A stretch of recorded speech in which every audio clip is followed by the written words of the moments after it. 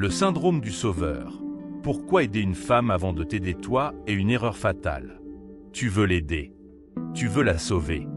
Tu veux être cet homme qui la sortira de ses problèmes, qui la guérira de ses blessures, qui l'aimera assez pour qu'elle change.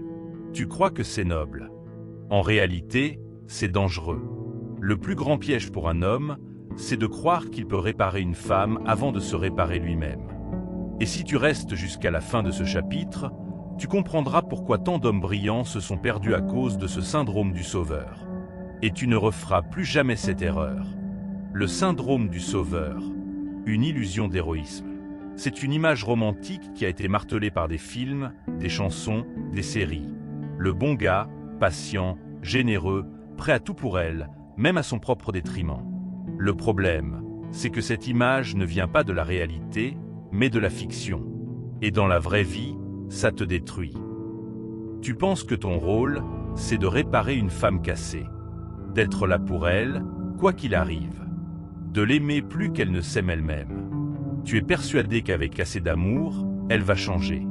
Mais ce que tu ne vois pas, c'est que pendant que tu mets toute ton énergie à la guérir, tu t'oublies. Tu t'épuises, tu t'éteins. Et au final, elle ne change pas. Et toi, tu n'es plus l'homme que tu étais. Une erreur que même les plus grands ont faite. Robin Williams, un génie du cinéma, a un cœur immense.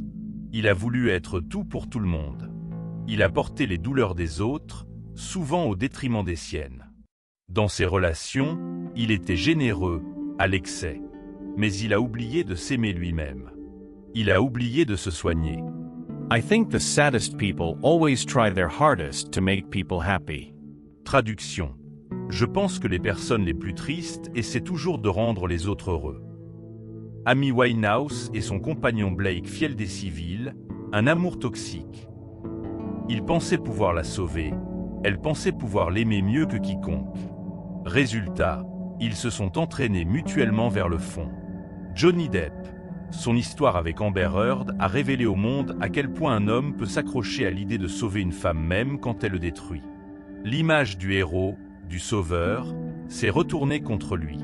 Ce ne sont pas des histoires exceptionnelles. Ce sont des histoires fréquentes. Et elles te montrent ceci. Tu ne peux pas sauver quelqu'un qui ne veut pas se sauver lui-même. La loi de l'oxygène. Toi d'abord. Tu sais ce qu'on te dit dans un avion en cas de turbulence ? Mettez votre masque à oxygène avant d'aider les autres. Pourquoi ? Parce qu'un homme inconscient ne sauve personne. Un homme mort ne protège personne. Il en va de même dans la vie. Si tu n'es pas solide, centré, ancré dans ta mission, dans ta force, alors tu seras aspiré par les tempêtes émotionnelles de l'autre. Tu ne peux pas construire une vie sur un terrain fragile. Tu ne peux pas sauver une femme en te noyant avec elle. Et plus tu essaies de l'aider, plus tu deviens dépendant. Parce que tu cherches de la reconnaissance. Tu veux qu'elle dise « merci ». Tu veux qu'elle voie tes efforts. Et quand ce n'est pas le cas, tu es blessé, tu es vidé, tu es amer. Et tu te dis « avec tout ce que j'ai fait pour elle ». Mais la vraie question, c'est « qu'as-tu fait pour toi ?» Ce qu'un homme vraiment fort fait à la place. Un homme fort inspire.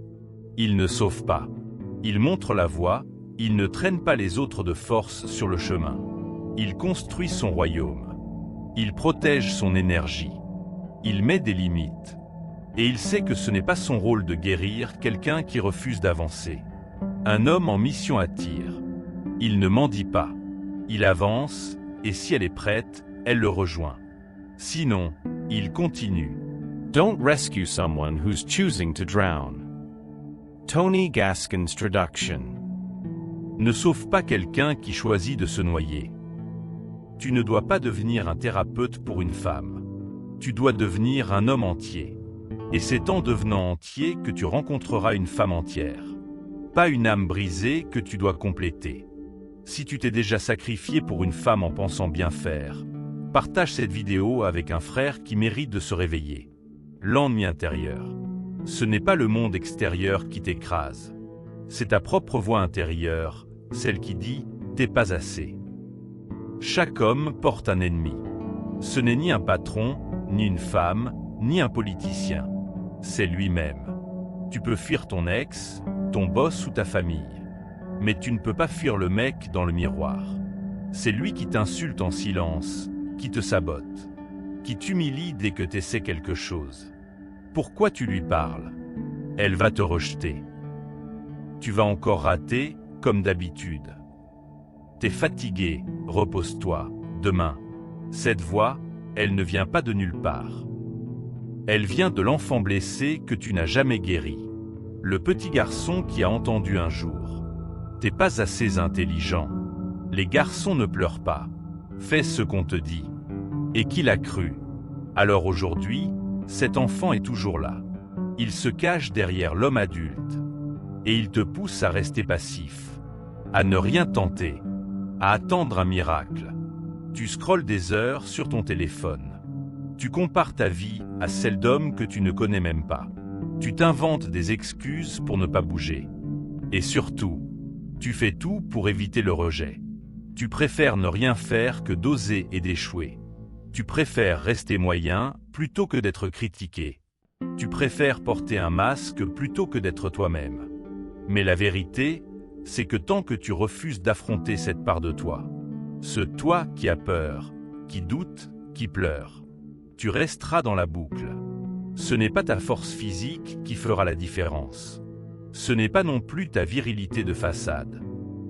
C'est ta capacité à regarder ce gamin en toi, à lui dire « Je t'ai entendu, mais maintenant, c'est moi qui décide ». Ce travail, on l'appelle le shadow work. C'est brutal, inconfortable, mais c'est là que commence ta liberté. Tu veux dominer la vie? Commence par dominer ton monde intérieur. Le vrai courage, ce n'est pas d'abattre les autres. C'est de te libérer de toi-même. Abonne-toi à Esprit Vainqueur pour ne plus jamais vivre en mendiant d'amour.